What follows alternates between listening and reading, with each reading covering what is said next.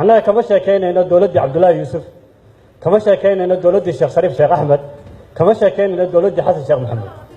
baarlamaanka tobanaad waxa uu doortay madaxweynaha jamhuuriyadda federaalk ee soomaaliya 8 february maxamed cabdullaahi farmaajo wuxuuna ansixiyey ra-iisul wasaaraha soomaaliya xasan cali xeere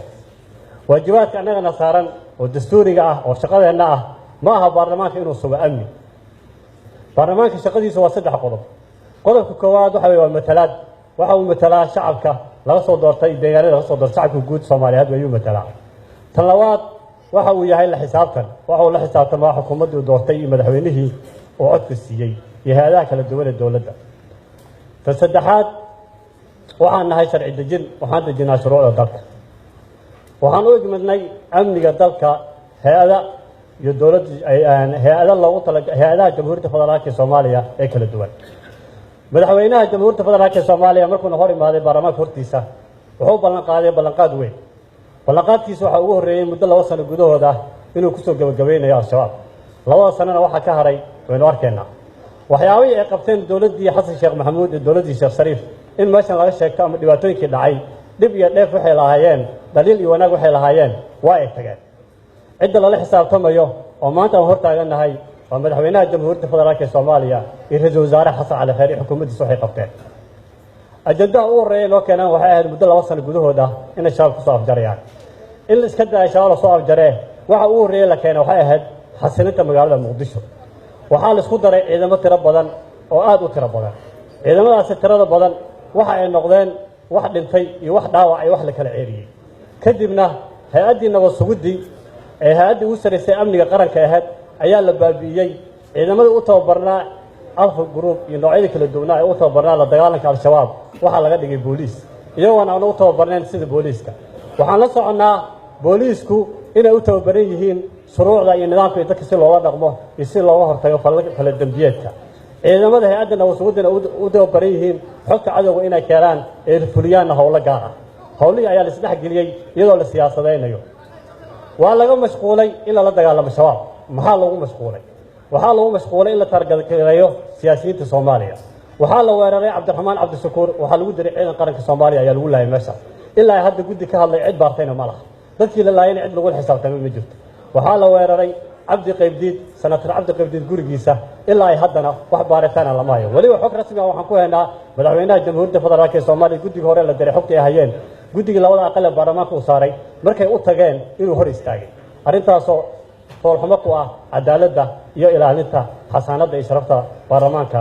jamhuuriyadda federaalka Soomaaliya madaxweynaha wuxuu ballan qaaday oo ballanqaadkiisa aan ku haynaa markaan dooranaynay ciddii soo sheegtaa shabaab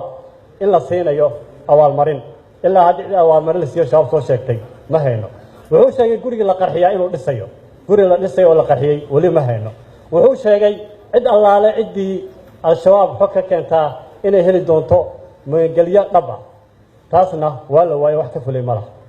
intaas markaan kaga gudbo magaalada muqdisho ee hadda aan ku sugannahay markii 2016 doorashada ka dhaceysay amniga doorashada aan ku aanay sida ay ahayd waa la ogaa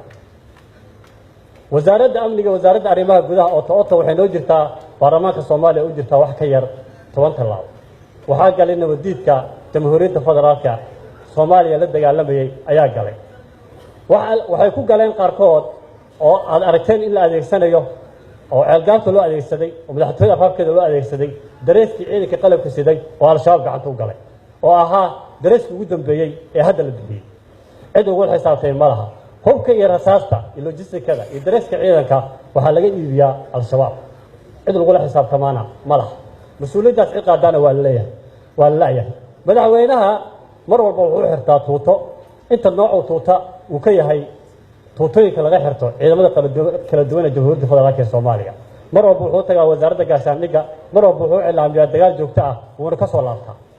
waxaa la qaadaa oo la cilaamiyaa in weeraro degdeg ah lagu qaaday al-shabaab gobolladana laga xureynayo lama gaaro afgooye waa laga soo laabtaa hubka iyo rasaasta la qaadana tuulooyinka iyo degmooyinka ayaa loo soo banneeyaa waxaa loo hibeeyaa ciidamada al-shabaab taas oo ah in dowladdan aynan daacad ka ahayn inay la dagaalanto al-shabaab ay u gacan gelinayso hubkii rasaastii iyo saanadii ee lahaayeen ciidanka qalabka sida ee Soomaaliya si dadban ay u gacan gelinayso xeryahan ay u soo faarujinayso arrintaasi ilaa hadda lagama xisaabtamo baarlamaanka la eedeynayo markuu xisaabtan bilaabeen waxaa la leeyahay amniga ayuu gacanta ka saaraya 8 bilood baarlamaankan ma shaqaynin khilaaf dhexdiisa ayaa galay 6 bilood wuu maqnaa hadduu shaqo ku soo laabtay shaqada ugu horeysa ee hadda taagan amnigii qaranka waxaa loo adeegsadaa siyaasadeen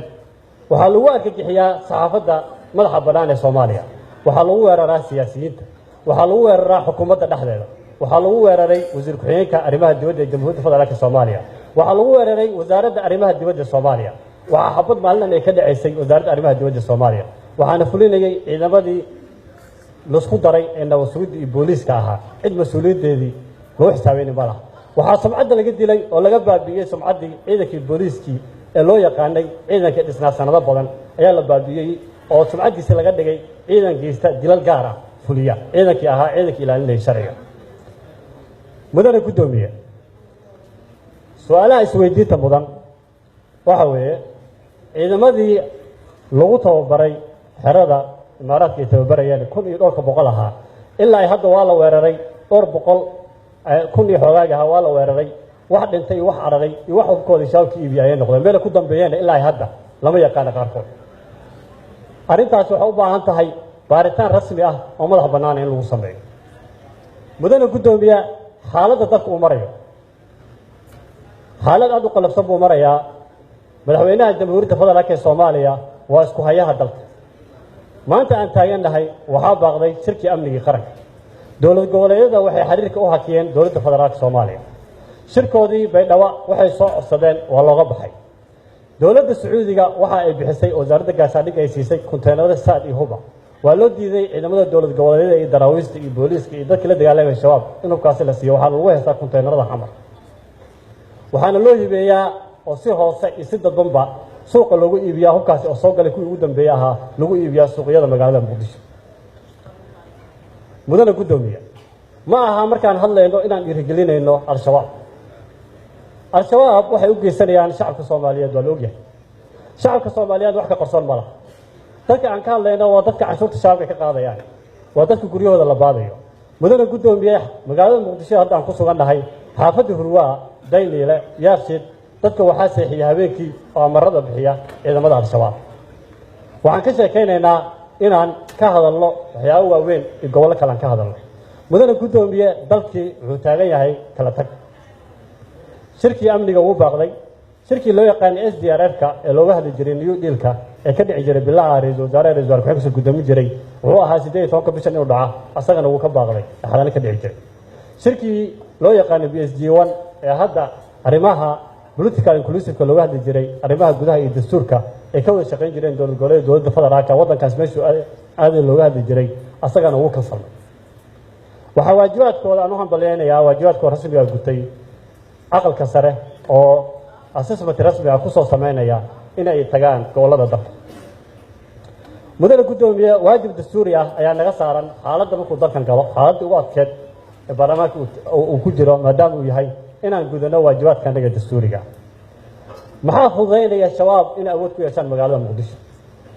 mudane guddoomiye shabaab waxaa fududeynaya dagaal la cilaamiyo oo aan la gelin cadowga marka loo cilaamiyo dagaal bari waan ku soo socdaa dhaxana laga soo laabanayo uu ku dhiiranaya inuu dagaalka ku soo dhiiro mudane guddoomiye kumanaan qof oo Soomaali ah ayaa ku dhimatay magaalada Muqdisho falkaasi dadkii geystay ee al-shabaabka ahaa 14 October iyo naasa hablood ay ku baabeen shacabka Soomaaliyeed iyo mas'uuliyiinta Soomaaliyeed waxa hadda 14 October ka soo wareegtay ku dhawaad hal sano oo hal bil dhiman October 14 bil baa nooga hartay wax ka yar dadkaasi madaxweynaha jamhuuriyadda federaalka Soomaaliya maxkamadda ciidanka qalabka sida waxay ku xukuntay dil madaxweynaha jamhuuriyadda federaalka Soomaaliya dilkaasi wuxuu hor yaala hortiisa ilaa hadda madaxweynaha intuu imaaday hal dil oo al-shabaab muu fulinin al-shabaab waxay u soo dalxiis tagaan inay xabsiyada Muqdisho ku lastaan halkay rabaan ay fuliyaan taas ayaa dhiirigelin u ah ma waxaa dhiirigelinaya al-shabaab xildhibaanada qaranka